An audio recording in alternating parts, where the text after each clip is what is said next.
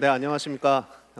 여기 춘천에 이렇게 많이 모여주셨네요. 날씨가 이렇게 더운 가운데서도 오늘 EBS에서 여기 춘천에 계신 학생, 학부모님 여러분들과 함께 대입의 마무리를 어떻게 하면 좋을지 오늘 같이 알아보기 위해서 이렇게 자리를 마련을 했습니다. 오늘 같이 저랑 어떻게 하면 좀 마무리를 잘할 수 있을지 같이 좀 들어가면서 알아보도록 하겠습니다. 오늘 학생 여러분들이 가장 궁금해할 만한 질문을 가지고 제가 목차를 만들어서 가져왔습니다. 대입 전형의 기초를 먼저 알아볼 텐데요. 자기 점수로 지금 어디를 갈 수 있을지 가장 궁금한 그런 시기이기도 합니다. 그래서 이런 부분들에 대해서 같이 좀 나눠보도록 하고요. 그리고 어떤 전형이 나에게 가장 적합할 것인가 이런 부분들을 좀 같이 알아보도록 하겠습니다. 그래서 주로 여러 가지 전형이 있겠지만 학생부 종합 전형에 관심이 많으실 거예요. 근데 이제 2부에서 정재원 선생님께서 학생부 종합 전형에 대해서 좀 더 깊이 있는 분석을 해주실 예정이고요. 저는 종합 전형을 제외한 나머지 전형들을 좀 중심으로 해서 교과 전형, 논술 전형, 적성 전형 등이 되겠죠. 이런 전형을 중심으로 해서 입시 전체에 대해서 먼저 말씀을 드리고 종합 전형은 2부에서 좀 더 알아보는 시간을 갖도록 하겠습니다. 그리고 수능을 준비를 이제 어떻게 좀 마무리를 하면 좋을 것인가 이런 부분들을 좀 알아보고요. 그리고 과연 지금부터 이제 원서 접수가 한 달 남겨놓은 지금부터 시작해도 뭔가를 할 수 있을 것인가 이런 부분들도 한번 짚어보려고 합니다. 그래서 같이 들어가 보시죠. 쉬운 것부터 시작을 하도록 하겠습니다. 학생 여러분 제일 궁금한 질문들 들어가 보도록 할게요. 수시 입시하면은 굉장히 전형이 많아서 복잡하다고 여기시는 분들이 많이 계세요. 그러나 너무 그렇게 복잡하게 생각하실 필요 없습니다. 수시 입시가 이렇게 여기 나와 있는 것처럼 개수가 얼마 되지 않습니다. 알아볼까요? 수시 전형의 종류가 몇 개일까요? 전형의 종류가 몇 개일까요? 예, 지금 보시는 바와 같습니다. 4개죠. 한 3,000개쯤 된다고 들은 것 같은데 예, 의아하시죠? 예, 전형의 종류가 4개밖에 되지 않습니다. 왜냐하면 이름이 다 다르게 붙어 있어서 좀 다르게 느껴질 뿐이지 대부분의 전형 비슷한 전형들을 모아보면 크게 4개로 분류를 할 수가 있습니다. 그래서 교과, 종합, 그 다음에 논술, 특기자 이렇게 크게 4가지로 분류할 수 있죠. 정시는 더 쉽죠. 몇 개죠? 정시는 2개입니다. 그래서 주로 저 중에서 수능 전형을 중심으로 정시는 생각을 하시면 되죠. 그래서 그렇게 복잡하지 않습니다. 입시가. 그래서 오늘 어떤 전형이 과연 나에게 맞을 것인가 이런 부분들을 같이 고민하면 좋겠습니다. 여기까지 말씀을 드리면 헷갈리는 분들이 계세요. 수시는 원서를 4장 쓴데 이렇게 헷갈리시면 안 됩니다. 원서 개수는 몇 장? 원서는 6장입니다. 그래서 저 4개의 전형 중에 원서 6장을 골라가지고 넣으시면 되는 거예요. 그러다 보니까 어떤 분들은 뭐 교과 전형도 하나 넣고 종합도 하나 넣고 논술도 하나 넣고 이렇게 생각하시는 분들이 계시겠지만 그렇지는 않죠. 학생에 따라서 좀 더 맞는 전형이 따로 있습니다.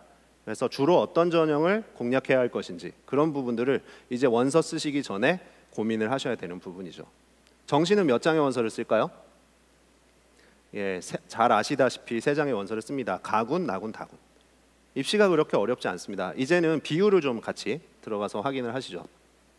수시와 정시 비율이 이렇게 나뉩니다. 전년도에 비해서 수시가 역시 증가를 했죠. 내년에는 더욱 증가할 예정입니다. 그래서 계속해서 수시 비율이 너무 높다 그래서 지금 뭐 공론화위원회 말이 많았죠. 이제 어느 정도 가닥을 잡아가는 것 같은데 정시 비율이 좀 더 확보되어야 되지 않냐 이런 결론이 좀 나와 있는 것 같습니다. 그러나 이제 올해는 아니죠. 올해는 지금 결정이 돼서 나와 있습니다. 지금 보시는 것처럼 76.2%가 수시 비율이에요. 그래서 이 많은 수시를 버리고 정시로 바로 가겠다고 생각하는 것은 과연 지혜로운 생각일지에 대해서 고민을 하셔야 돼요. 왜냐하면 이 중에는 학생들 중에서 나는 그냥 수시는 이미 포기하고 정시로 바로 갈 거야. 왜 그렇죠? 왜 정시로 바로 가겠다는 결심들을 하고 있을까요? 학생들이 난 내신이 망했어. 이미 내신이 망해서 수시로 할 수 있는 게 별로 없어라고 그냥 자기 스스로 결론을 내려버린 거죠. 그러나 다시 한 번쯤 생각해 볼 필요가 있습니다. 오늘 같이 시간을 저랑 같이 쭉 지나가시면서 같이 한번 생각을 해보도록 하겠습니다. 학생부 전형이 수시에서 대세를 이루고 있다는 것을 비율을 보시면 알 수 있어요. 대부분의 수시 76.2% 중에서 그 중에 전체 비율에서입니다. 66.7%가 학생부 전형 비율로 지금 자리를 잡고 있죠. 사실은 그 밑에 있는 논술이나 실기 특기자 전형을 보시면 비율이 얼마 되지 않습니다. 특히 논술 같은 경우에는 정말 조금밖에 뽑지 않는구나 아실 수 있죠. 그리고 또 정시 비율을 가서 같이 보시면 정시 수능 비율이 적다고는 하지만 단일 전형 비율로만 봤을 때는 여전히 20% 이상을 선발하고 있습니다. 단일 전형으로는 결코 적지 않다. 특히 이 비율대로만 그대로 가는 것은 아니죠. 왜냐하면 수시에서 모든 학생들을 전부 다 저 비율대로 선발하지 못합니다. 저 중에 일부는 수시에서 선발하다 추가 합격을 계속 전화를 돌리다가 마감일이 딱 지나면 선발을 더 이상 못하죠. 그 인원은 어떻게 되죠? 정시로 2월이 됩니다. 그래서 2월 되는 인원이 크게 많게는 한 5% 정도 나올 수도 있어요. 그래서 정시 인원이 20% 정도로 지금 나와 있지만 실제 정시 모집 비율은 25%까지 갈 수도 있다. 이렇게 보셔야 되는 거죠. 그래서 수시와 정시의 비율을 정확히 인지하시고 어느 전형에 좀 더 주력을 해야 될 것인가 고민을 하셔야 되는데 사실 수시가 앞에 있습니다. 그래서 이 앞에 있는 전형을 그냥 무조건 건너뛰는 것이 과연 지혜로운가? 같이 계속해서 알아보시도록 하겠습니다. 실기 예체능 비율 보셨고요. 수시 전형의 비율이 압도적으로 높다는 것은 지금 보실 수 있어요. 자, 그럼 복습하겠습니다. 수시 전형 중에서 좀 더 비율이 높았던 전형은 어떤 전형이었죠? 학생부 전형입니까? 논술 전형입니까? 이거는 너무너무 쉬운 이야기입니다. 학생부 전형이 압도적으로 많습니다. 그럼 학생부 전형을 무조건 포기하고 또 이 자리에 앉아 있습니다. 나는 무조건 논술을 칠 거야. 6장을 쓸 건데 6논술을 칠 거야 라고 결심하고 앉아있는 친구들이 있어요. 과연 지혜로운 방법일까요? 지금 논술과 정시에 올인하겠다라고 생각한 이 친구들 한 번쯤 검토를 다시 해봐야 되지 않을까요? 학생부 비율이 훨씬 높고요. 그리고 학생부 교과 비율이 높습니까? 종합 비율이 높습니까?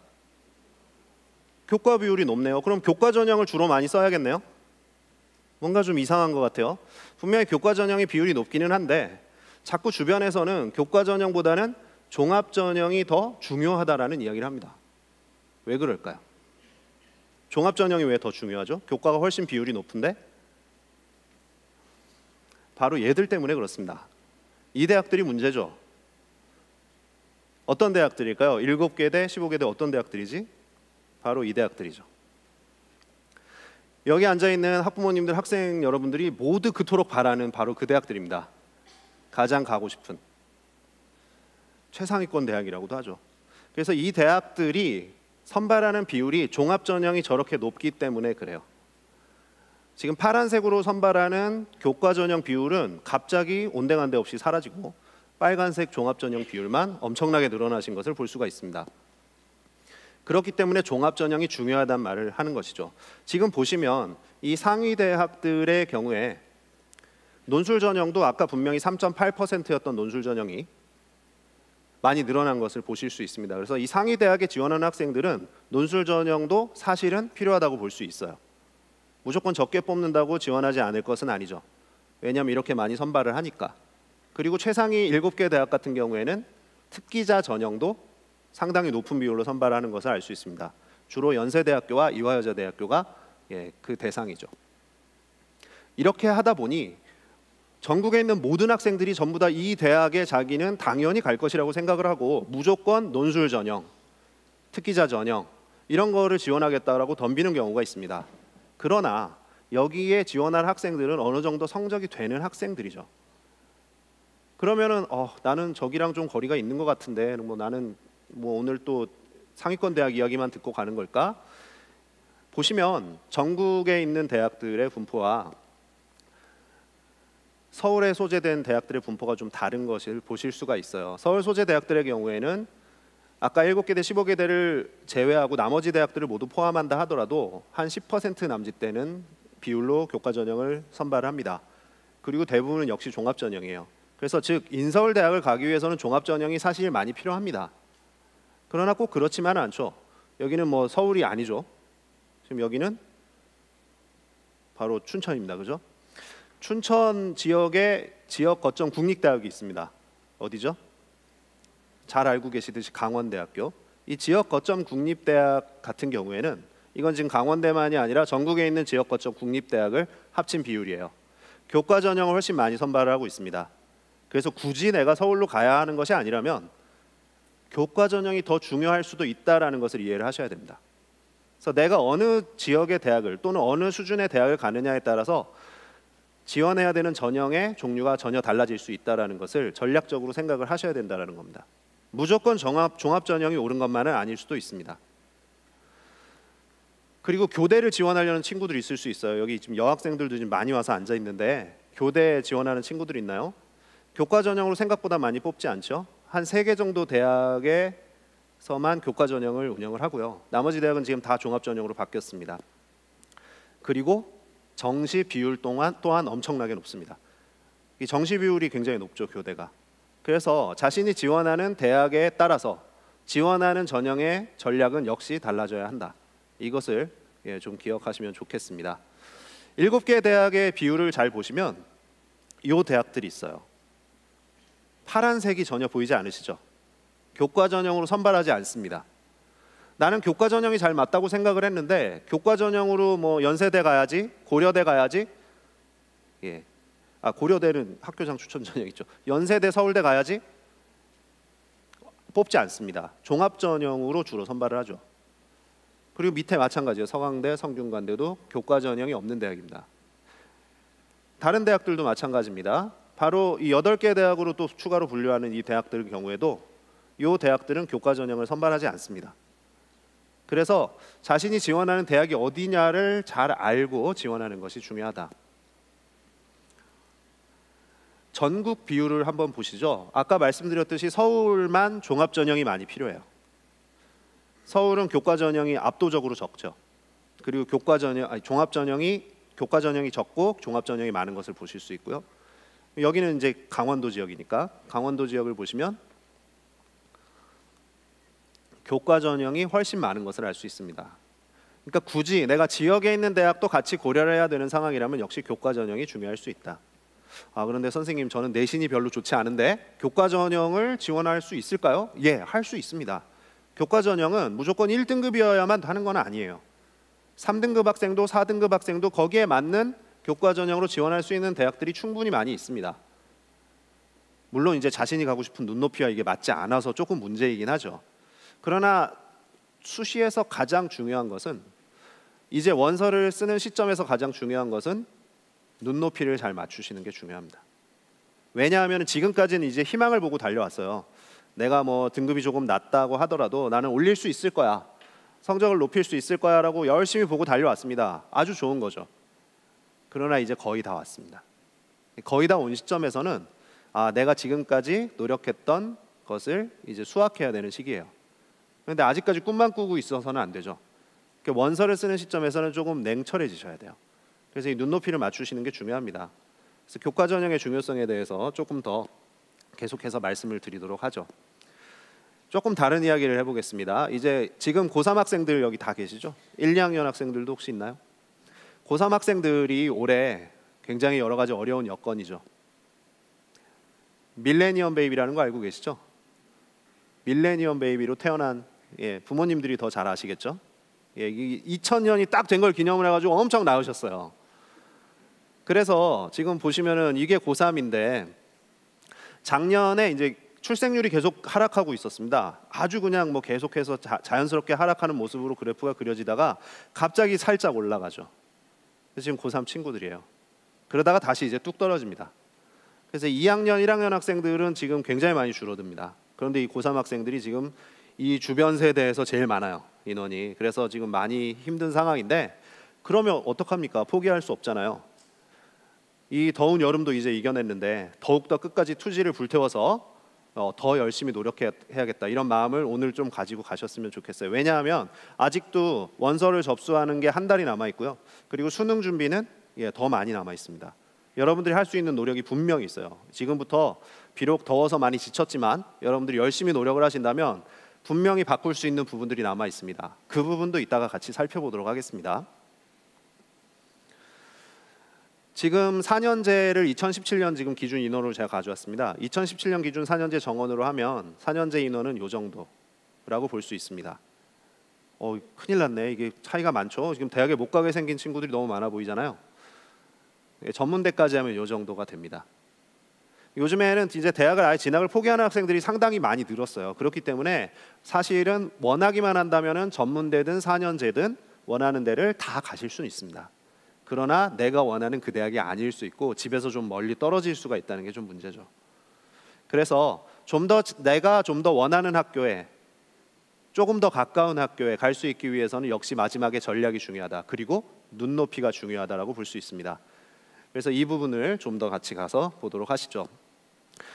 6월, 9월 수능, 이 세 개 시험은 평가원에서 출제되는 가장 중요한 시험입니다. 학생들은 이제 6월 모평을 받고요.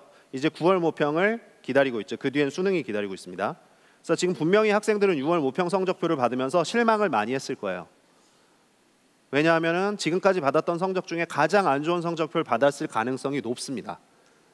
그래서 9월에 지금 이거를 높이겠다고 많이 벼르고 있죠. 어떻게 여름 동안 열심히 하셨나요? 올릴 수 있을 자신이 생겼나요? 아직 조금 남아 있어요. 매년 6월, 9월 수능의 응시 인원을 좀 비교를 해보면 재학생들의 비율은 자꾸 줄어들고 있고요. 졸업생들의 비율은 자꾸 늘어나고 있는 것을 보실 수 있습니다. 이거는 재학생들 입장에선 굉장히 좀 가슴 아픈 부분이죠. 재학생의 비율이 늘고 졸업생의 비율이 는다는 것은 재학생들에게는 그렇게 달가운 이야기는 아닙니다. 이걸 보시면 아실 수 있는데요. 역시 3년치의 변화입니다. 응시 인원의 숫자를 제가 그래프로 그려봤어요. 그래서 재학생과 졸업생을 나눠봤는데요. 재학생의 숫자는 6월, 9월 때까지는 유지가 되다가 수능날 갑자기 줄어들죠. 지금 여기 보시면 초록색 그래프가 재학생의 숫자입니다. 수능 때만 되면은 갑자기 계속 줄어드는 이런 패턴을 3년 내내 유지했어요. 올해도 그렇게 되겠죠. 어디로 간 걸까요, 저 친구들? 어디 갔을까요? 수시에 붙은 친구들이 수능을 보러 안 갔을 수도 있습니다. 그런데 가만히 생각을 해보면요, 저도 이제 학교 현장에 있지만 학교에서 열심히 고3 담임을 해가지고 아이들이 이제 수능 보고 이제 대학 원서 쓰고 하는데 수시 합격하는 친구들은 주로 선생님 말을 잘 듣는 친구들일까요? 잘 안 듣는 친구들일까요? 수시 선생님 말 잘 듣는 친구들이 합격해요. 원서 여기 써 그러면 거기 쓰는 친구가 합격합니다. 그리고 이 친구들은요, 수능날 네가 평생에 한 번 보는 시험인데 그래도 수능을 가서 그래도 뭐 네가 합격은 했지만 수능 시험 그냥 가서 보는 게 낫지 않겠니? 그러면 네 하고 가서 봐요. 걔들은 다는 아닌 것 같아요. 그럼 얘들은 누굴까요? 갑자기 사라진 친구들? 이런 친구들 있죠. 수능 원서 쓸 때부터 속 썩이는 친구들이 있습니다. 학교에서 원서를 써야 됩니다. 수능도 원서를 쓰는데 이런 친구들이 있어요. 선생님, 저 대학 안 가요. 원서 안 써요.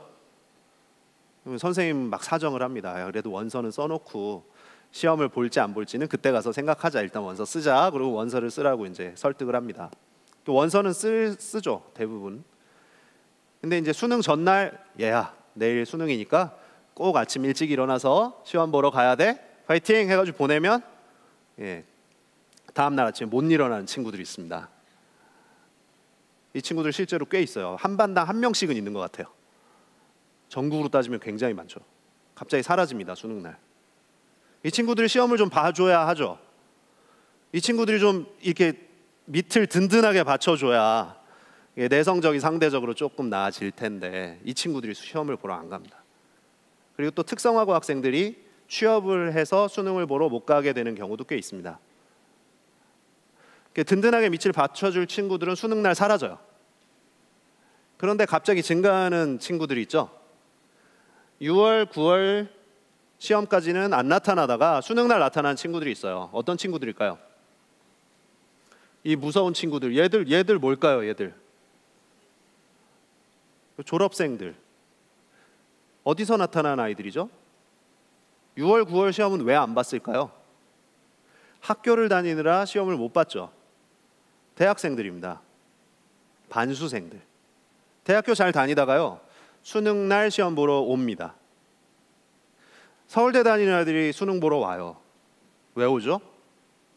의대를 가려고 옵니다. 연고대 다니다가 수능 보러 옵니다. 서울대를 작년에 못 갔거든요. 그래서 이 친구들이 갑자기 나타나서는 윗자리를 다 차지해 버립니다. 우리 재학생들은 정말 힘들어져요.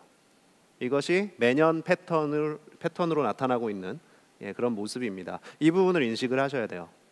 그래서 지금 9월 모의고사 벼르고 있죠. 그리고 수능은 더욱 더 벼르고 있습니다. 그러나 만만치 않은 현실이 기다리고 있어요. 이거 희망을 꺾으려는 것이 아닙니다. 이제 현실을 인식하고 원서를 쓰셔야 됩니다. 지금은 그런 시점이에요.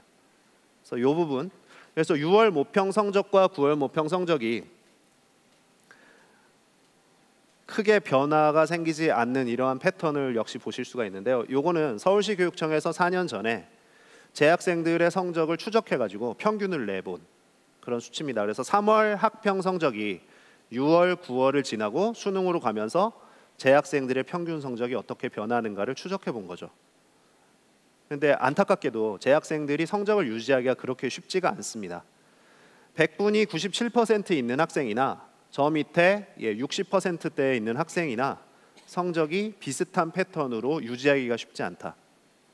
그래서 대략 이 정도의 성적들이 떨어지는 걸로 나타났어요. 그럼 모든 학생이 떨어지냐? 아닙니다. 꾸준하게 상승세를 곡선을 그려온 친구 또는 열심히 지금까지 땀을 흘려서 마지막에 치고 올라오는 친구들도 있습니다. 15% 전후로 재학생들도 성적이 오르는 경우가 있지만 대부분의 학생들은 유지하기가 쉽지 않다. 자, 그렇기 때문에 제가 드리려는 말씀은 논술 정시에 올인을 해야 할까요? 지금 이 자리에도 있어요. 분명히 있습니다. 그래서 논술을 6개를 다 쓰겠다. 그리고 안 되면 난 정시 무조건 수능 올릴 수 있습니다. 라고 자신하는 친구들이 있습니다. 그러나 선생님들은 경험상 알고 있어요.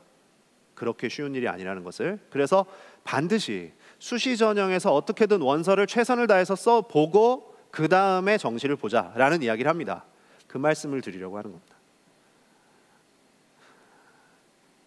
정시 전형의 졸업생 합격 비율이 높겠죠. 졸업생들이 유리한 시험이니까요. 얼마나 높을까요? 작년에 제가 아까 처음에 나왔던 7개 대학, 최상위권 7개 대학 중에 한 대학 입학사정관님을 만나서 여쭤봤습니다. 정시에 졸업생이 강세라던데 정말 합격생 비율이 얼마나 되나요? 70% 이상이라고 답을 들을 수 있었습니다. 정시는 사실은 졸업생들이 유리한 리그죠. 그럼 우리 재학생들도 좀 유리한 게 있어야 되지 않겠습니까? 재학생들도 유리한 게 있어요. 종합전형의 합격 비율입니다. 이거는 재학생들이 확실히 유리합니다. 비율이 꽤 높아요. 몇 퍼센트 이상이 합격을 할까요? 주로 아까보다 높아요. 90% 이상의 재학생들이 주로 종합전형에 다. 즉 종합전형은 주로 재학생 중심의 리그입니다. 그래서 이거를 아셔야 돼요. 지금의 입시 시스템은 철저하게 재학생은 수시가 유리하고 졸업생에겐 정시가 유리한 그런 시스템 속에 있습니다. 그래서 여기서 시험을 치르려면 이 룰을 어느 정도는 받아들이고 인정하고 그 부분에서 현실적으로 원서를 쓰셔야 돼요. 그래서 무조건 수시를 건너뛰기보다는 한 번은 검토를 해보자. 이거를 꼭 권유를 드립니다. 그래서 학교에 가서 상담을 하시고 하면서 수시에 대해서 최대한 갈 수 있는 학교는 어디 있을까? 다만 내가 수능 점수가 높은데도 수시에 굳이 낮은 대학을 쓸 필요는 없어요. 그렇죠? 그걸 수시 납치라고 하죠. 그래서 정시에 갈 수 있는 대학보다는 비슷한 대학이나 그 위의 대학으로 바로 위에 비슷하거나 그런 대학들을 이제 알아보셔야죠. 대입 일정을 좀 가져왔습니다. 지금 많이 이제 지나왔죠. 6월 모평은 이미 지나갔고요. 이제 9월 모평으로 가는 그 사이 어디엔가 있습니다. 방학이 다 끝나가서 이제 곧 개학하면 9월 모평을 바로 보겠죠. 그리고 원서가 곧 마감할 겁니다. 9월 14일 날이 거의 다 마감하는 날이죠. 그래서 이때 원서를 마감을 하셔야 되는데 이제 9월 모평 성적만을 많이 기대하는 친구들이 있어요. 그런데 사실은 9월 모평은 날짜를 잘 보시죠. 5일 날 시험을 보고 14일 날 원서를 다 마감합니다. 얼마의 시간이 남죠? 간격은 9일밖에 없습니다. 성적표는 언제 나올까요? 모평 보고 나서. 우리가 보는 학평, 모평, 성적표, 수능도 마찬가지죠. 약 3주 후에 나옵니다. 즉 9월 모평은 시험을 봐도 성적표를 받아보지 못한 상황에서 원서를 마무리를 지셔야 돼요. 그러면 성적표가 없는 상황에서 어떻게 가채점만으로 여러분들이 이제 정리를 하셔야 됩니다. 그렇기 때문에 사실은 명확하지 않을 수 있죠. 그리고 불안할 수 있어요. 그래서 6월 모평 성적표가 여전히 중요한 역할을 할 겁니다. 6월 모평 성적표 지금 별로 마음에 안 드시죠? 이렇게 지워버리고 싶으실 거예요. 그리고 9월 모평을 새로 다시 봐서 이걸로 해보겠다. 그런데 분명히 원서를 마감할 때까지 손안에 있는 것은 6월 모평 성적표입니다. 이걸 너무 무시하지 마시고 어느 정도 받아들이셔야 돼요. 물론 성적이 9월 모평 때 오른다면 좀 더 상향 지원이 가능해질 수 있겠죠. 그러나 9월 모평이 비슷하게 나온다면 이제는 완전히 받아들이셔야 됩니다. 그래서 지금부터 마음의 준비는 좀 필요하다. 최선을 다하지만 마음의 준비는 이제 할 때가 됐다라는 말씀 드리고요. 이제 상담을 이미 받으신 분들 있을 테고, 그리고 계속해서 상담은 진행이 될 겁니다. 학교에서 원서 마감 전날까지 점점 더 바빠져요. 학교 선생님은 반 아이들 30명 이상의 6장의 원서를 결정해 주기 위해서 정말 수도 없이 상담을 계속해서 이어서 할 겁니다. 그 상담할 때 필요한 3가지 요소가 바로 이거죠. 그래서 기본적으로 6월 모평 성적표, 9월 성적표는 없어요. 그러니까 6월 성적표, 그리고 학생부입니다. 학생부 안에는 학생의 내신 성적과 그리고 비교과 텍스트로 적혀져 있는 그런 서류죠. 그래서 이 학생부와 모평 성적표 2가지가 있으면 이제 상담은 마무리가 될 수 있습니다. 그래서 이걸 가지고 상담을 하실 텐데요. 각각 이 자료들이 보여주는 지표들이 있어요. 이 자료들은 바로 이걸 결정을 하게 되는데요. 6장의 원서를 쓰실 때 상한선과 하한선을 이렇게 결정을 해주죠. 자, 그럼 6장의 원서를 실제로 한번 같이 써보도록 하시겠습니다. 원서를 1, 2, 3, 4, 5, 6번의 원서가 있어요. 이제 원서를 어떻게 쓸지가 중요합니다. 어떤 전형에 넣을지가. 그러면 이제 원서를 쓰는 기본적인 전략은 이렇게 3개로 나누어서 지원을 하는 거예요. 상향, 적정, 안정. 이 3가지 중에 정말 잘 써야 되는 구간이 있습니다. 정말 심혈을 기울여서 쓰셔야 되는 구간이 있죠. 어딜까요? 상향으로 쓰면 참 좋겠죠. 자, 원서 1, 2, 3, 4, 5, 6번이 있습니다. 상향으로 쓰는 게 이제 1번이에요. 자, 원서 6장이 다 붙는다면, 나중에 합격을 했어요. 6장이 다 합격하면 기분이 좋을까요? 기분 좋을까요? 6장 다 붙으면 조금 원망스러운 마음이 생기실 수도 있죠. 왜냐하면은 6장이 만약에 다 붙는다면 4번, 5번, 6번은 원서를 잘못 쓴 거죠. 더 높여서 썼어야죠. 6장 중에 다 붙는 거는 좋은 전략이 아닙니다. 그래서 6장 중에 실제로 대박이 났다라고 한다면 그럼 저 중에서 어떤 게 붙으면 대박이 될까요? 그렇죠. 상향으로 쓴 1번, 2번 중에 나머지는 다 떨어져도 돼요. 1번이나 2번 중에 반드시 한 개만 딱 돼준다면 더 바랄 나위가 없겠죠. 그러면은 정말 대박이 나서 학교뿐만이 아니라 지역사회에도 소문이 날 수 있습니다. 정말 유명해져요. 야, 걔가 거길 붙었대. 그러면서 난리가 납니다. 그런데 문제는 그 소문이 표준처럼 굳어져요. 아, 저 정도면 저기 가더라. 그러나 그게 흔하게 나타나는 사례는 아닙니다. 그렇게 되는 학생은 한 학교에 1명 정도, 2명 정도. 그러니까 로또 맞는 거랑 비슷해요. 그래서 주변에서 지금 로또 매주 누군가는 맞고 있는 거 알고 계시죠? 한 10명씩 맞는 것 같아요. 매주 로또를. 보신 적 있으신가요? 그게 표준이 돼서는 안 됩니다. 그 로또 그래서 나도 따라 산다고 내가 되지 않잖아요. 남의 이야기예요. 내 이야기라고 믿으시면 안 돼요. 대부분의 학생들은 저 중에 어떤 것만 합격할까요? 안타깝게도 우리는 1번, 2번이 붙었으면 좋겠는데 안타깝게 대부분의 학생은 저렇게 원서를 쓰면은 5번, 6번이 주로 많이 합격을 합니다. 그것도 합격을 하면 다행이죠. 왜냐하면 5번, 6번도 못 붙어서 6장이 다 미끄러져서 넘어가는 친구들이 굉장히 많습니다. 그렇게 되진 말아야겠죠. 그러려면 어떤 걸 신경을 잘 쓰셔야죠? 저 중에 어떤 원서를 신경 쓰셔야죠? 5번하고 6번 원서는 정말 잘 쓰셔야 돼요. 왜냐하면 저게 떨어지면 뒤는 기약이 없어요. 정시에 기약이 있을까요? 내년에 기약이 있을까요? 모릅니다. 그러니까 5번, 6번은 꼭 붙어야 돼요. 1, 2, 3, 4번은 자유롭게 쓰셔도 돼요. 사실은 우리 가문의 영광을 위해서 S대 한번 같이 쓰도록 하죠. 상관없습니다. 1번은 그렇게 쓰셔도 돼요. 그러니까 원서 써봤다. 그렇죠? 그러나 5번, 6번은 그렇게 쓰시면 안 됩니다. 그래서 이거를 잘 고민을 하셔야 되는데 같이 써보도록 하죠. 이걸 쓰는 기준이 있다고요. 이거를 쓰시려면은 기준이 있는데 5번, 6번은 내가 정시에 갈 수 있는 그 대학보다 하나만 더 잘 가도 성공하시는 거예요. 수시원서 6장을 쓰는데 기준은 내가 정시에 갈 수 있는 그 대학보다 하나만 더 잘 가면 수시가 성공하는 겁니다. 맞나요? 내가 정시에 갈 수 있는 것보다 잘 가면 성공이잖아요. 그래서 5번, 6번 원서는 내가 정시에 갈 수 있는 그 대학 또는 그 대학보다 하나 높은 대학 쓰시면 되는 거예요. 근데 이게 쉽지 않습니다.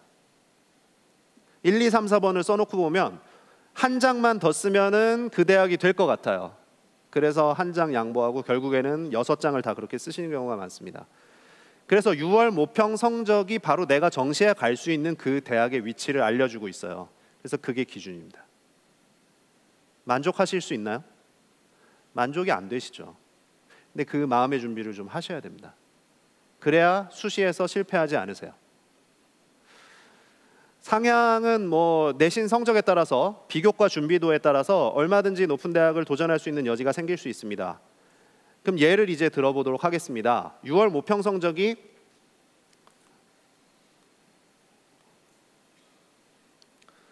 80% 정도 100분위를 맞은 학생이 있다고 보면 수시 원서를 쓸 때 80% 정도의 대학부터 원서를 쓰기 시작하겠죠.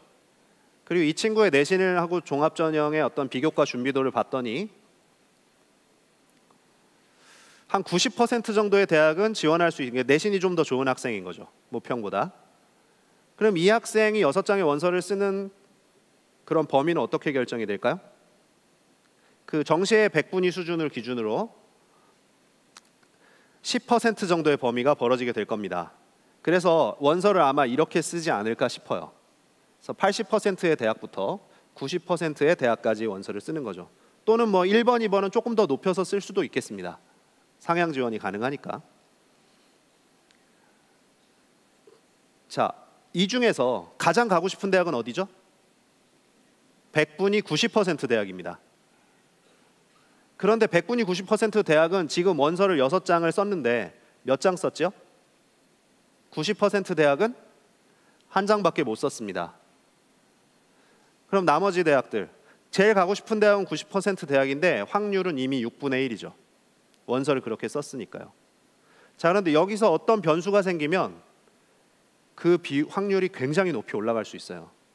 어떤 변화가 생기면 좋을까요?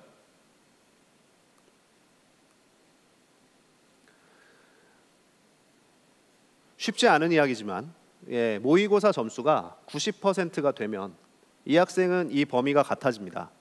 그럼 이 학생 원서 6장을 어떻게 쓰게 될까요? 이게 달라붙죠.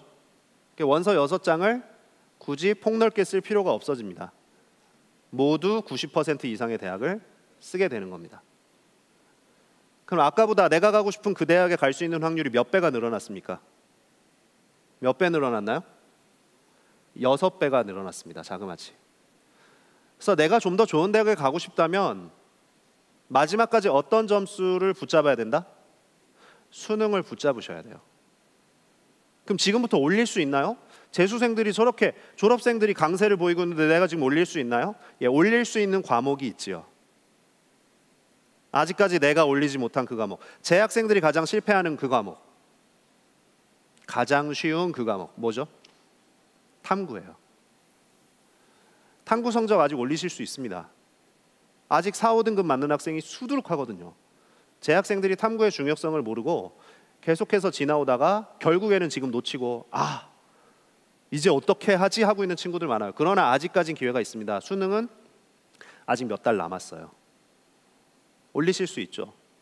단 2%, 3%, 한 5%만 이 100분위가 탐구 때문에 올라가도 지원하는 대학이 달라질 수 있습니다. 지금 9월 모평 한 달 아직 좀 덜 남긴 했는데 방학 동안 지금 기출문제를 좀 많이 풀고 있는 친구들이 있을 겁니다. 아직까지 도전하지 못하셨다면 탐구 기출문제를 9월 모평 전까지는 마무리를 할 수 있길 바랍니다.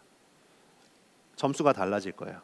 그러면 지원하는 대학이 조금 더 높아질 수 있고 그 원하는 대학에 한 단계 더 높은 그 대학에 갈 수 있는 확률도 훨씬 높아지게 될 겁니다. 예, 마지막까지 붙잡고 노력을 하시기 바랍니다. 6배 이상의 확률이 높아졌고요. 또 이런 친구들도 있어요. 이게 뒤집어진 친구들이 있습니다.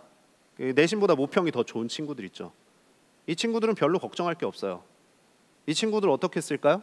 95% 이상의 모평 성적을 가진 친구들은 그냥 95% 이상의 대학에 수시에 그냥 막 지원을 합니다. 내신은 안 되지만 그냥 쓰는 거예요.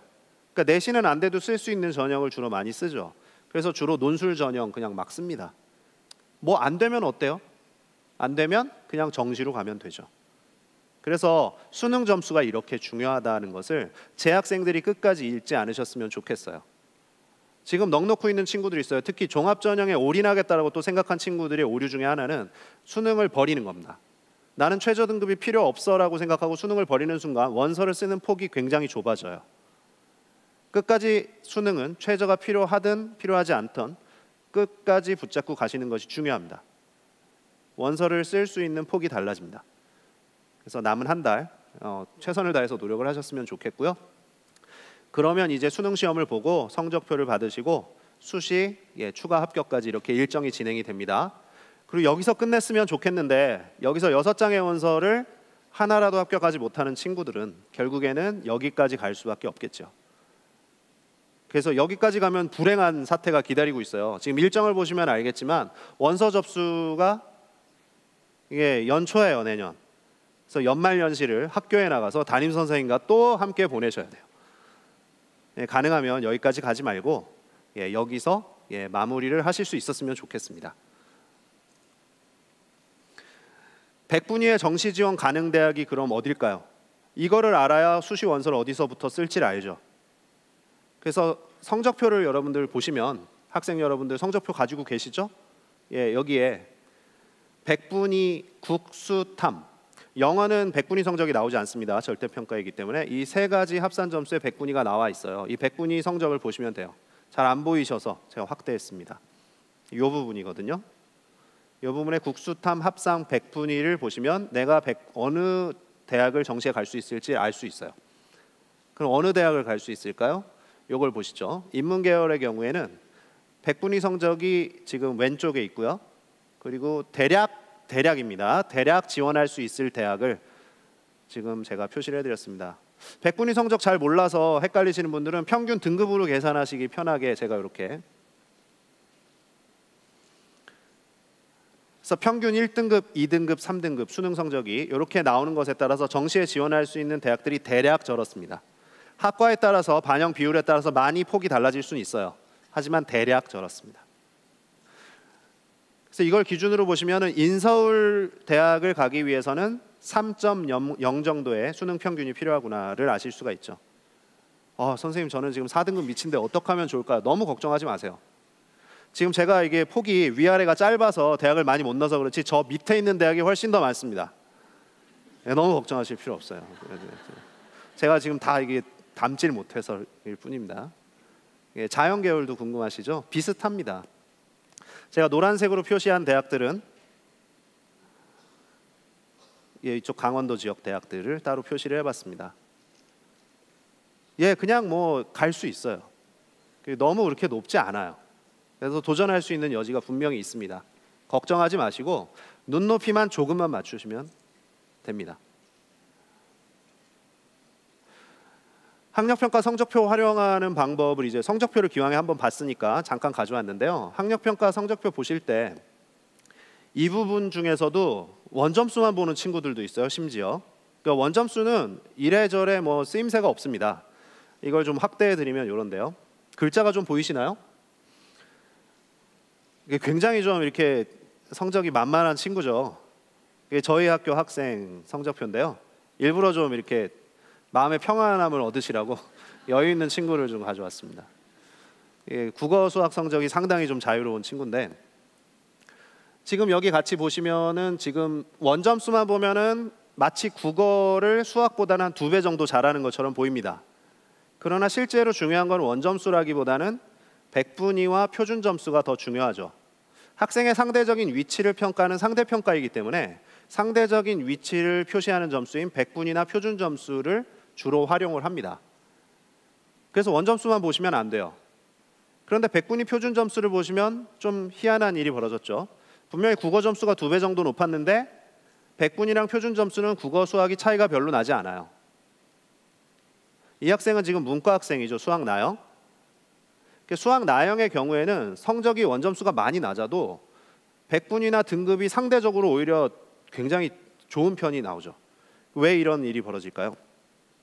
이 문과 수학의 문제점이 있죠. 이게 문과 수학을 이제 그 수학 나영의 작년 분포도입니다. 좀 그래프가 이상하지 않나요? 그러니까 수학이 최근에 문제가 굉장히 쉬워요, 사실은. 공부를 좀 열심히 하는 학생들은 굉장히 많이 풀 수 있습니다. 그래서 사실 최상위권을 차지하고 있는 이 학생들이 이렇게 많습니다. 그런데 문과 수학은 특이하게도 이게 그래프가 점점점 밑으로 내려가는 것이 아니라 뒤에가 점점 높아지죠. 어떤 학생들이죠? 수포자 학생들이 이렇게 많습니다. 그래서 수학 나영을 선택하는 학생들의 경우에는 조금만 열심히 하시면 성적이 팍팍 올라가는 걸 경험하실 수가 있어요. 한 4등급에서 3등급 정도까지는 조금만 노력하시면 돼요. 이거는 또 하나의 시사점이 있습니다. 수학 가형을 선택하는 학생들 중에 굳이 가형이 필요 없는 학생들이 있습니다. 이 학생들은 나형을 선택하면은 문제가 쉬워서 성적이 올라갈까요? 문과 수학이 문제가 쉬워서 성적이 올라가는 것도 있겠지만 더 다른 요인이 있죠. 이렇게 밑을 깔아주는 친구들이 많습니다. 든든하게 맞춰주고 있죠. 그래서 수학 가형에서 나형으로 넘어오면 가형 보실까요? 가형은 이래요. 깔아주는 친구 없습니다. 그래서 내가 수학 가형에서 5등급 정도가 나와서 지금 아무리 해도 지금 4등급, 3등급, 내가 4등급이 나오는데 3등급으로 지금 올라가기가 힘든 학생들, 나형으로 넘어오시면요 든든하게 받쳐주는 친구들이 있어요. 그래서 자동으로 한두 등급이 상승하는 효과가 나타납니다. 그래서 최저 등급을 맞춰야 되는 경우에는 수학 나형을 바꿔서 선택을 하셔도 늦지 않다. 작년 서울시 교육청에서 조사를 했습니다. 수학 가형을 선택하다가 나형으로 바꾼 친구들 중에 실제 수능에서 성적이 얼만큼 상승했는가. 3월 달에 나형으로 옮긴 친구들 상승했습니다. 6월 모평 끝나고 옮긴 친구들 조금 더 많이 상승했습니다. 9월 모평이 끝나고 옮긴 친구들이 제일 많이 상승했습니다. 끝까지 수학을 붙잡고 열심히 하던 학생들이 나형으로 옮기면 성적이 더 많이 상승을 해요. 그러니까 이것도 중요한 전략입니다.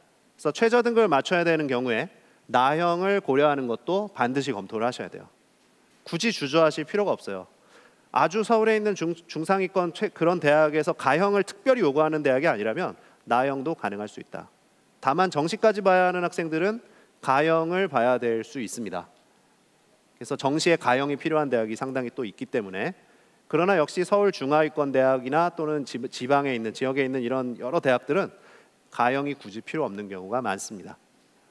그래서 내가 어느 쪽이 유리한지 시험을 한번 풀어보시면 돼요. 간단합니다. 그리고 등급 맞춰보시면 됩니다.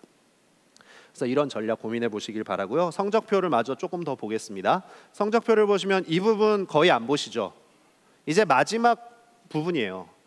그래서 마지막에 정말 이제 효율적으로 어떻게 하면 내가 부족한 걸 채울 수 있을까 고민하시는데, 국어, 수학, 영어 같은 경우에는 내가 특별히 어떤 출제되는 부분이 약한지 여기서 잘 보여줘요. 그리고 요 마지막 부분에는 보충학습이 필요한 문항을 따로 뽑아줍니다. 전문학, 시간이 없으면 전문학만이라도 보면 좋겠죠. 좀 더 전략적으로 문제 좀 더 쉽게 준비할 수 있는 그런 시간을 절약할 수 있는 이런 팁이 여기에 들어 있습니다. 보시고요. 그리고 아까 백분위 보셨던 그런 부분이고요. 이 밑에는 아예 안 보십니다. 이 밑에도 주의해야 될 부분이 있죠. 바로 알파벳이 이렇게 나오는데요. A, B, C, D, E까지 나옵니다. 이거는 문항별 정답률을 뜻해요.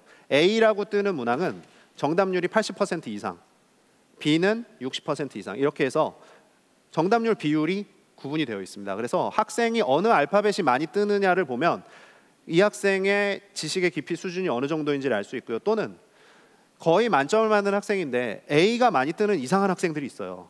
정답률이 높은 문제만 자꾸 틀리는 학생들, 이게 덤벙대는 친구들이죠. 어떻게 하면 이런 패턴이 나타나는지를 좀 분석하실 수 있는 자료입니다. 마지막까지 6월 모평 성적표나 이런 것들을 보시면서 점검을 하셔서 마지막 수능에 만전을 기하실 수 있으면 좋겠어요. 이제 전형별 전략을 좀 살펴보겠습니다. 교과, 종합, 논술. 과연 나에게 맞는 전략은 어떤 전략일까요? 종합전형 준비는 이제 2부에서 좀 더 자세히 다루도록 하겠습니다. 여기서는 이제 교과, 논술, 적성을 중심으로 좀 보여드리려고 합니다. 이제 전형을 선택하실 때 이런 6가지 패턴으로 거의 나가게 됩니다.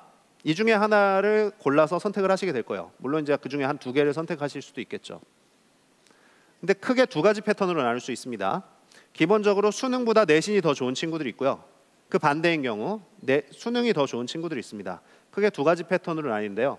당연히 내신이 더 좋은 친구들은 학생부 전형으로 주로 지원을 하게 되고요. 수능이 당연히 더 잘 나오는 친구들은요, 논술이나 정시 전형을 주로 지원을 하게 됩니다. 간단하죠, 패턴이. 그러나 이 두 경우에 공통점이 있어요. 공통점은 무엇이냐? 바로 이 2가지 경우입니다. 최저 등급을 맞출 수 있느냐 없느냐가 매우 중요하죠. 최저 등급을 맞출 수 있으면 학생부 전형을 쓰더라도 좀 더 높은 상위 대학의 학생부 종합 전형에 지원을 할 수 있습니다. 교과 전형은 뭐 더할 나위 없어. 마찬가지죠. 최저만 맞출 수 있으면 내가 내신이 조금 떨어진다 하더라도 지원할 수 있는 여지가 생깁니다. 그리고 합격할 확률도 매우 늘어납니다. 논술도 마찬가지죠. 논술의 경우에도 최저 등급을 맞출 수 있는 경우에는 내가 가고 싶은 그 대학들은 주로 최저가 있는 경우가 많아요. 그리고 논술은 또 이런 것이 있습니다. 최저 등급이 워낙에 대부분 높기 때문에 실질 경쟁률이라는 것이 발생합니다. 논술 전형 보통 한 30대 1은 기본으로 넘어가는데요. 최저 등급을 맞춘 학생들이 얼마나 통과했나를 살펴보면 엄청나게 낮아지는 학교나 학과들이 나와요. 그래서 이러한 최저 등급을 맞출 수 있는지 여부는 합불과 너무나 깊은 상관관계가 있습니다. 그래서 이 최저 등급을 맞추는 것을 끝까지 포기하시면 안 됩니다. 왜냐하면 2과목이나 3과목만 맞추면 되기 때문에 그렇습니다. 탐구는 심지어 1과목만 보는 학교도 많죠. 그래서 이런 학교들의 최저를 맞출 수 있는가 반드시 검토하셔야 되고 끝까지 포기하지 말고 노력을 하셔야 돼요. 그 대부분은 탐구를 같이 과목에 포함시키고 있기 때문에 탐구는 지금부터도 올릴 수 있다는 점 끝까지 잊지 마시기 바랍니다. 복습을 하면요, 학생부가 좋은 학생들은 이 2개의 전형에, 그리고 수능이 더 잘 나오는 친구들은 이 2개의 전형에 지원을 하게 될 가능성이 높겠죠. 각각의 전형의 특징을 살펴보시면 교과 전형이 가장 가능성 있고 안정적인 전형이라는 것을 아실 수 있어요. 교과 전형의 또 장점은 뭐가 있어요? 끝까지 전화가 돕니다. 가장 많이 전화가 오는 전형 뭐죠? 충원 합격이 가장 많이 이루어지죠. 왜냐하면 교과 전형은 어느 정도 자기 점수를 예상하고 쓰기 때문에 비슷한 점수대에서 중복 합격하는 경우가 많이 발생을 하고요. 그중에 한 대학만 등록하면 나머지 대학은 모두 충원 전화가 가게 됩니다. 계속 돌아요. 최근에는 2배, 3배. 그러니까 최근에 면접 전형을 같이 보는 경우에 면접이 보통 3배수 보는데 면접 어렵다고 너무 이렇게 가슴 졸이실 필요 없죠. 왜냐하면 전화가 3배수까지 돌아오는 경우도 꽤 많습니다. 점점 늘어나고 있어요. 왜? 학생부 전형이 점점 증가하면서 그래요.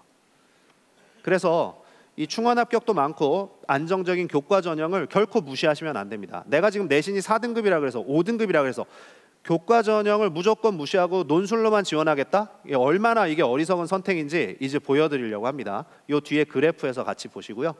종합 전형은 비교과 사항이 준비가 되어 있어야 해요. 물론 최상위권 대학은 많이 준비가 되어 있어야 되지만 서울중하위권 대학이나 지역에 있는 대학들은 사실상 종합전형이라고 하기에는 조금 민망한 그런 수준들도 있습니다. 그래서 정말 한두 가지의 정말 아주 임팩트 있는 그런 경험, 그런 것만을 가지고도 도전이 가능한 경우도 있습니다. 그렇기 때문에 이것을 무조건 접어놓고 생각하실 건 아니다. 도전할 수 있는지 검토를 꼭 하셔야 된다는 겁니다. 그리고 논술 전형을 보신다 하더라도 최저 등급을 맞출 수 없어서 그냥 논술에 도전하는 정도의 수준이라면 과연 내가 논술 전형에 적합한지를 잘 생각을 하셔야 돼요. 합격할 확률이 굉장히 떨어집니다. 잠시 후에 그래프로 보시고요. 수능 전형에서는 최저 등급은 전혀 중요하지 않죠. 거의 4과목 합산 점수를 100분위 표준 점수를 이용하기 때문에 수능 점수는 최저 등급과는 조금 거리가 있다. 이런 구분들을 좀 전형별로 잘 하시면 좋겠습니다. 그래서 그래프를 보여드리려고 하는 것은 작년 결과인데요. 이게 실제 결과는 아니고 이제 그 표본으로 모집을 해가지고 그 집단의 평균을 낸 겁니다. 그런데 이게 전국 단위로 모집한 표본이기 때문에 어느 정도 비슷한 수치가 나타날 겁니다. 내신이 1.3등급 정도 있는 친구들 여기 뭐 있으려나요? 쉽지 않죠. 그만큼 드문 아주 대단한 숫자입니다. 전교 1등 수준이라고 볼 수가 있겠죠. 이 친구들은 교과 전형을 쓰던 종합 전형을 쓰던 그리고 적성 전형은 이 친구들은 안 씁니다. 왜냐하면 적성 전형을 보는 대학들은 이렇게 학생들이 원하는 그런 대학들은 아니에요. 서울의 경계에 걸쳐 있는 대학들입니다. 그래서 이 친구들은 적성 전형은 아예 안 쓰고요. 어떤 전형을 쓴다 하더라도 이 친구들은 확률이 높아요. 교과 전형도 50%가 넘습니다. 이건 굉장히 높은 겁니다. 자, 그러면 1.5등급 정도 학생, 아유 가려면 멀었죠. 지금 저 밑에 성적은 내 성적은 저 밑에 있는데, 예, 그래서 1.5등급을 얼른 보고 넘어갈 텐데요. 조금 떨어지죠 확률이. 그러나 여전히 높아요. 지원 대비 합격률입니다. 그래서 지원했을 때 합격할 확률이 이렇게 높습니다. 논술도 굉장히 높다는 것을 보실 수가 있어요. 1.5등급 학생들까지는 논술 평균이 몇 퍼센트일까요? 100명이 지원하면 3.8명 돼요. 지원 대비 합격률 3.8%입니다. 잠시 후에 보여드릴 텐데 평균. 거기에 비하면 굉장히 높습니다. 합격률이. 이 친구들을 위한 전형이라는 걸 알 수 있죠. 논술이. 2등급인 친구들은요 오히려 교과 전형에서 확률이 더 높아집니다. 그리고 종합 전형에서는 조금 떨어지죠. 이건 뭘 보면 알 수 있냐면 사실은 종합 전형을 주력으로 하는 학생들은 1등급 대 학생들이에요. 그리고 오히려 2등급 대 학생들 중에는 교과에서 합격하는 경우가 더 많이 발생을 하는구나 라는 걸 보실 수 있습니다. 지원하는 정도가 좀 달라져서 그렇습니다. 그리고 논술 전형이 좀 많이 떨어졌죠. 그리고 2등급 대 학생까지 중요한 특징은 적성 전형의 합격률이 굉장히 높다는 겁니다. 그래서 적성 전형은 주로 3등급에서 5등급 학생들이 지원하기 때문에 2등급 학생들은 지원하면 거의 그냥 붙어요. 그래서 여기까지는 적성에서는 합격률이 무척 높다. 자, 근데 이게 이제 3등급으로 내려가면 교과 전형 떨어졌지만 많이 유지하고 있는 걸 보실 수 있어요. 그러니까 내신이 벌써 3등급이라고 나는 논술 쓸 거야 라고 생각하는 친구들은 교과 전형 생각하셔야 됩니다. 왜냐하면 교과 전형이 이렇게 높아요. 버릴 게 아닙니다. 교과 전형이 중요한 전형입니다. 그리고 종합 전형도 생각보다 많이 붙습니다. 그런데 논술 전형도 뭐 비슷하게 가죠. 2등급이랑. 근데 이제 적성에서 조금 떨어지고요. 근데 이제 4등급으로 가면서 좀 변화가. 4등급에서는 교과 전형이 떨어졌지만 역시 유지되고 있는 걸 보실 수가 있고요. 종합 전형 좀 떨어지고요. 논술 전형 떨어졌습니다. 그리고 교과 적성 전형도 좀 떨어져 있죠. 5등급부터는 조금 변화가 이제 많아집니다. 논술 전형이 급격하게 이제 사라진 걸 보실 수가 있고요. 적성 전형도 꽤 많이 떨어져 있습니다. 그러나 여기서 주의하실 것은 교과 전형이 여전히 많이 유지하고 있다는 겁니다. 앞에 있는 그 높은 등급에 비해서는 많이 떨어진 것처럼 보이지만 절대적인 수치로 봤을 때는 그렇게 낮지 않습니다. 그래서 5등급 학생들조차도 교과 전형이 역시 가장 합격할 확률이 높은 가장 안정적인 전형이라는 것을 주목하셔야 돼요. 논술을 잘 보세요. 1.3등급 학생들도 사실은 지원 대비 합격률이 저 정도밖에 나오지 않습니다. 6논술을 다 쓰겠다라는 거 정말 생각을 해보셔야 될 부분이라고 생각을 합니다. 이거는 전체 등급을 평균 낸 겁니다. 9등급까지의 학생들을 모두 평균 낸 거예요. 여기서 제가 봤을 때 좀 신기한 거는 교과 전형이요. 교과 전형이 5등급 학생들까지는 평균 그대로. 자, 그런데 논술 전형을 가서 보시죠. 지금 평균은 3.8%입니다. 그런데 5등급 학생들이 가면 지금 전체적으로 보면은 여기 지금 5등급 학생들까지도 거의 평균하고 근접해 있어요.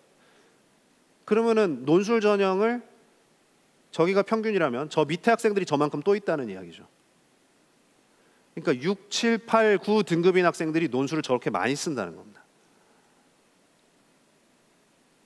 교과 전형을 좀 고민해 보시기 바랍니다. 여기 지금 5, 6, 7, 6, 7, 8을 교과 전형을 표시하지 못했지만 조금씩 떨어지긴 하지만 교과 전형은 계속해서 유지가 됩니다. 그래서 무턱대고 논술과 정시만을 도전하겠다는 생각 다시 해보시길 바라고요. 이제 교과 전형을 좀 정리를 해왔습니다. 찍어두시면 보시기 편하실 거예요. 제가 좀 구분을 해봤는데요. 교과 전형은 교과 성적 100%만 반영하는 그런 대학이 있고요. 그리고 출석과 봉사활동을 반영하는 대학이 있습니다. 그 대학들이 여기 비교과라고 쓴 대학들이에요. 이 대학들은 출결과 봉사활동을 점수를 주는 대학들입니다. 근데 여기서 왜 출결 점수를 주느냐? 실제로 무단결석이 뭐 한 20회, 30회 되는 학생들이 지원을 한대요. 그런 학생들을 걸러내기 위한 조치입니다. 그렇기 때문에 기본적으로 저런 것들이 좀 무단결석이 좀 많은 학생들이나 이런 친구들은 좀 고민을 해보셔야겠죠. 요 위에 전형을 중심으로 보셔야 되겠고요. 그 다음에 여기는 면접이 들어가는 전형입니다. 밑에는 면접은 그냥 무조건 지원만 하면 무조건 면접을 보는 일괄 전형이 있고요. 1단계를 통과해야 면접을 보는 단계별 전형이 있습니다. 그리고 여기 있는 대학들은 모두 최저 등급이 필요한 대학들입니다. 지금 내가 원하는 그 대학 최저를 맞출 수 있는지 잘 생각을 해보셔야죠. 기준이 있죠. 6월 모평 성적표. 6월 모평 성적표랑 비교를 해보시고 9월에 내가 탐구를 좀 더 높여서 이걸 맞출 수 있는지 여부를 잘 생각을 해보셔야 됩니다. 그리고 지금부터 열심히 하셔야죠. 요거는 최저 등급이 있는 교과 전형 대학들이었습니다. 요거는 이제 최저 등급이 없는 대학들입니다. 역시 마찬가지로 교과만 100% 들어가는 대학들이 있는데요. 아이고. 요 한양대 같은 경우 정말 무시무시하죠. 거의 1.0에 수렴하는 그런 평균을 가지고 있습니다. 그런데 작년에는 학과에 따라서 평균 등급이 1.8 정도까지 떨어진 그런 학과도 있었어요. 그렇기 때문에 한번 최상위권 학생들은 뭐 두루 한번 고민을 해보셔야죠. 최저 등급이 없으면은 내신 컷은 어떻게 될까요? 올라갑니다. 여기 있는 대학들은 내신 컷들이 높은 대학입니다. 그래서 아까와 좀 다른 패턴이 보이시나요? 다시 한번 볼까요? 아까 최저 등급이 있는 대학들은 어느 쪽에 다 몰려 있죠? 최저 등급을 걸었기 때문에 그냥 내신만 보고도 최저 등급으로 걸러내면 된다고 생각을 해요. 그래서 교과 100% 전형에 대학이 왕창 몰려 있습니다. 최저 등급을 추가로 걸었기 때문에. 그런데 최저 등급이 사라지는 순간 다른 방법으로 걸러내기를 원하는 겁니다. 대학들이. 그래서 요 아래 면접을 보는 대학들이 많이 늘어납니다. 그래서 우리는 최저 등급을 보지 않지만 면접으로 학생들을 걸러내겠다. 이런 생각을 하고 있는 거죠. 그래서 최저 등급이 없는 경우에 이렇게 면접 전형이 있는 대학들이 많이 있다. 대표적인 게 바로 여기 나와 있는 국민대, 명지대 이런 학교들이죠. 그래서 면접을 잘 준비할 수 있는 학생들 한 번쯤 도전해 볼 가치가 있다고 생각을 해요.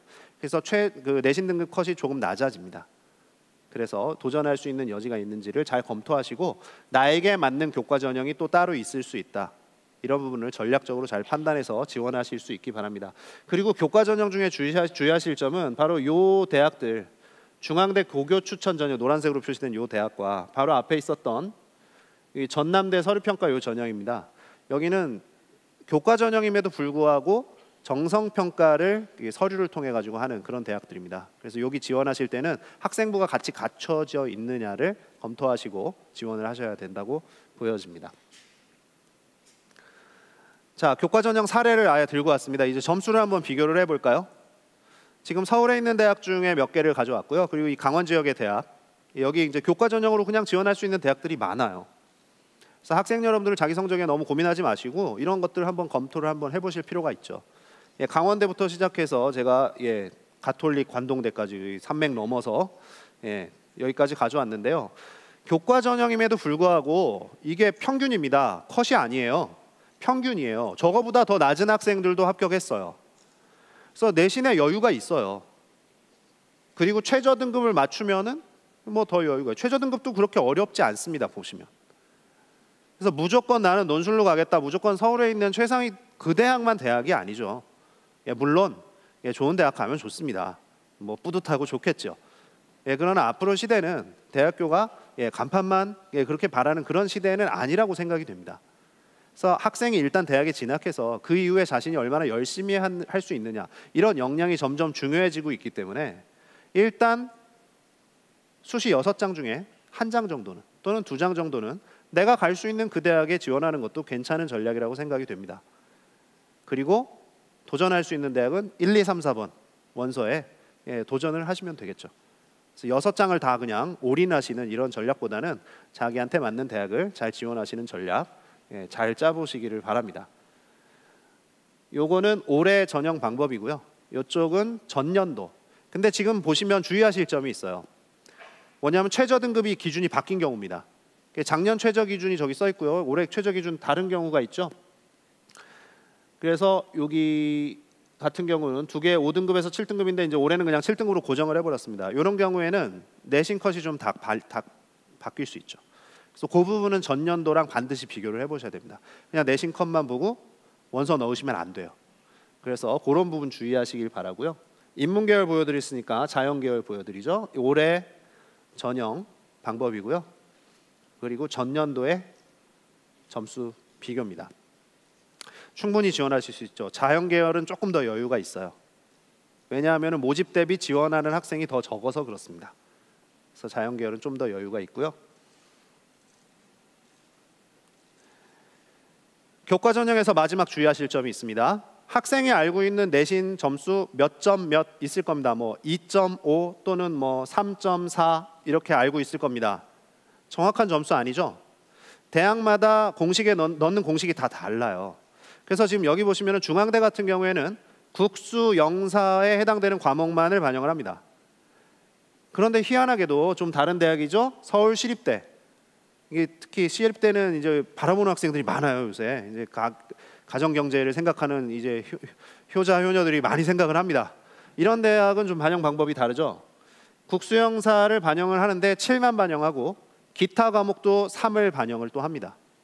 방법도 좀 달라요. 위에는 등급을 반영하는데 중앙대는 등급을 반영하는데 시립대는 Z 점수를 반영을 합니다. 그래서 어떤 점수냐에 따라서 학생의 성적이 바뀌어요. 그래서 대학마다 교과 전형은 공식에 넣어보면 성적이 다 뒤집어집니다. 그래서 지금 제가 여기 학생들은 지금 잘 공감이 안 될 텐데 학부모님들은 아마 공감이 되실 만한 이름들이 보이실 텐데요. 제가 이걸 만들려고 우리나라 프로야구 레전드 10인 선수 명단을 검색해가지고 한번 써봤습니다. 좋아하는 선수가 있으신가요?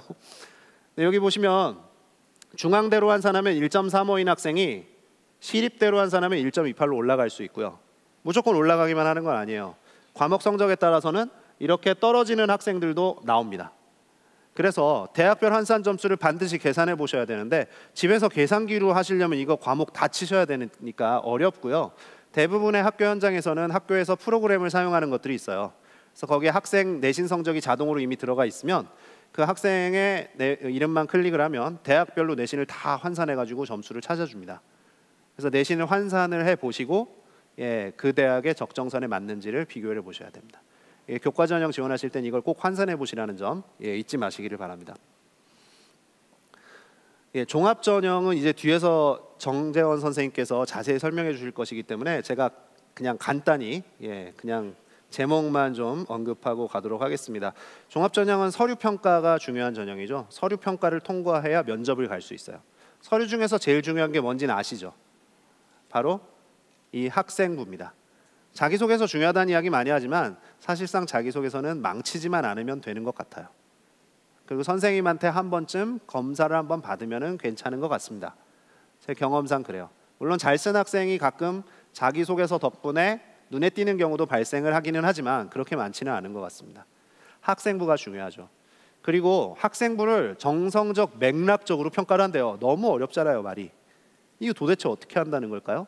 그래서 제가 그것만 요 3가지를 보겠다는 겁니다. 이 학생이 학교에서 활동한 내용 중에 동기, 과정, 결과 보겠다는 겁니다. 다시 한번 풀어서 설명을 드리면 동기, 과정, 결과가 나와야 된다는 거예요. 동기, 과정, 결과에서 보여줘야 될 것들이 있어요. 동기에서 가장 중요한 거는요. 이거 주의하셔야죠. 학생부를 아무리 찾아봐도 무엇을 했습니다만 나와 있지 왜 했냐는 이야기는 별로 써 있지 않습니다. 동기를 특히 조심하셔야 돼요. 근데 동기 중에서도 정답이 있죠. 바로 지적 호기심이에요. 이걸로 시작을 했느냐가 대단히 중요합니다. 특히 상위 대학으로 올라갈수록 점점 더 중요해지죠. 서울대에선 이게 결정적이에요. 그리고 그 과정, 지적 호기심으로 시작한 그 탐구가 자기주도적으로 이루어졌느냐, 그리고 개별적으로 이루어졌느냐가 중요합니다. 친구들과 같이 한 거, 또는 누가 떠밀어 가지고 한 거, 별로. 그렇게 해석되어지면은 의미가 떨어지죠. 그래서 이 부분을 주의하셔야 되고요. 결과에서는 반드시 어떤 부분이 성장되었느냐. 그리고 더 중요한 거, 이렇게 가지고 순환이 될 수 있어야 돼요. 그래서 성장을 했으면 그 다음 단계의 지적 호기심으로 가서 새로운 탐구를 계속 반복해서 하는 거죠. 이거를 이제 학생부와 자기소개서에서 모두 뭐라고 합니까? 스토리라고 합니다. 이 스토리가 있느냐, 이것이 순환되는 스토리가 있느냐를 많이 보는 거죠. 마지막 제일 중요한 게 있어요. 이것이 기록으로 남아있느냐, 그래야 평가받을 수 있습니다. 그래서 더 자세한 종합전형 이야기는 2부에서 더 듣도록 하시고요. 자, 이제 논술로 바로 가보겠습니다. 논술 전형은 이렇게 최저 등급이 걸린 대학들이 많아요. 제가 최저 등급이 있는 대학들은 파란색 글씨로, 그리고 최저 등급이 없는 대학은 하얀색 글씨로 표현을 했는데요. 최저 등급이 얼마인지도 다 설명을 드렸죠. 지금 보시면 굉장히 높은 걸 알 수 있습니다. 바로 우리가 가고 싶은 그 대학들은 평균 2등급 이상의 수능 등급을 요구를 하고 있어요. 과연 이것을 맞출 수 있을 것인가, 냉정하게 생각하셔야 됩니다. 아직까지 맞춰본 적이 없는데 갑자기 수능날 그 점수가 정말 나올지 잘 판단하고 지원하시길 바라요. 최저를 못 맞추는 것만큼 이게 안타까운 게 없습니다. 그런데 너무 많아요. 너무 많습니다. 실제로. 무턱대고 지원하지 않기를 바라고요. 그리고 지역적으로는 편중된 전형이에요. 주로 수도권에서만 주로 지원을 하고 있다. 근데 여기서는 이제 수도권이기 때문에 지원이 많이 있을 수도 있으리라 생각을 합니다. 여기서는 지금 연세대 원주 캠퍼스 같은 경우가 지역에서는 한 개 2등급 쉽지 않죠. 쉽지 않아요. 그래서 이런 최저를 맞출 수 있는 여부를 잘 따져보시길 바라고요. 논술은 무턱대고 높은 학교가 높고 낮은 학교가 낮고 이런 거 아닙니다. 논술 유형이 학교마다 모두 다른데 학생에 따라서 풀 수 있는 그런 유형들이 서로 달라요. 그래서 나에게 과연 맞는 유형인지가 더 중요합니다. 그리고 대부분 고교에서 배운 내용만을 출제하는 선행학습 출제에 그런 제한이 걸려 있기 때문에 학생들이 열심히 최선을 다해서 공부했으면 풀 수 있어요. 다만 모두 소화한 친구들이 풀 수 있습니다. 소화가 안 됐잖아요, 다. 그래서 성적이 완벽하지를 못하잖아요. 어려워요. 많이 어렵습니다. 그래서 반드시 문제를 풀어보고 그 다음에 나에게 유형이 맞는지를 확인하셔야 돼요. 인문계 논술이라 하더라도 수학을 보는 학교들이 있습니다. 그래서 수학이 정말 안 되는 친구들은 거기 지원하시면 안 돼요. 그리고 통계 도표를 물어보는 학교들이 있어요. 그래서 이런 유형들을 잘 구분해가지고 준비를 하셔야 되는 거고요. 지금 여기 제가 노란색으로 표시해드린 학교는 인문 논술 중에서는 영어 제시문이 출제될 수도 있다. 이렇게 좀 보시면 되죠. 영어 제시문이 이제 출제된다고 하고 안 되는 경우도 있고 그렇습니다. 하지만 출제될 수도 있는 대학들 있고요. 자연계 논술 유형은 수학을 중심으로 보지만 과학을 선택할 수도 있고 통합과학으로 전체를 다 보는 경우도 있습니다. 게다가 심지어는 수학을 보지 않는 학교도 있어요. 근데 이제 남학생들은 해당 사항 없겠죠. 그래서 자기의 유형에 따라서 자기가 준비할 수 있는 여부에 따라서 논술은 잘 준비를 하시면 좋겠습니다. 최저 등급이 필요한 학교들이 많아요. 그래서 이렇게 보시고, 그리고 논술 전형에서 주의하셔야 될 점은 시험 일자가 겹치면 안 된다는 거죠. 근데 올해 유난히 시험 일자가 겹친 대학들이 꽤 많습니다. 시험 일자가 많이 분산되지 않았기 때문에 그런데요. 이게 일정이 좀 촉박해서 그래요. 지금 보시면 이 노란색으로 표시된 날짜에 있는 대학들은 날짜가 많이 겹칩니다. 그래서 저기는 그냥 같이 지원하시면 둘 중에 하나밖에 못 가요. 물론 1단계를 통과해야 논술을 보는 경우가 대부분이기 때문에 이제 1단계를 통과할지 안 통과할지 몰라서 같은 날짜라도 같이 지원하시는 그런 분들도 많이 있으세요. 이것도 전략이죠. 그래서 둘 중에 나 그냥 하나만 시험 보러 가겠다 그러면 같은 날짜여도 상관없겠죠. 하지만 모르고 같은 날짜를 지원하시면 나중에 정말 당황스럽습니다. 그래서 날짜가 겹친 대학들 제가 이렇게 좀 구분을 해놨습니다.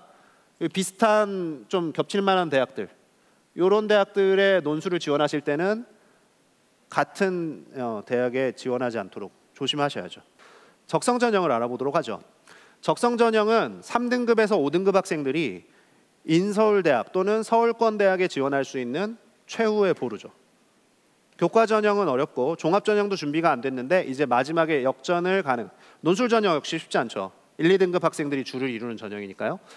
그래서 적성 전형은 이 학생들에게 이제 마지막 역전 홈런을 줄 수 있는 그런 전형이기 때문에 또 마지막에 많이 선택을 하세요. 그러나 적성도 무작정 지른다고 되는 건 아닙니다. 여기 있는 13개 학교가 적성 전형을 보는 학교들인데요. 학교의 이름을 딱 보시니까 역시 그 서울권 그 근처에 있는 학교라는 것을 아실 수 있죠.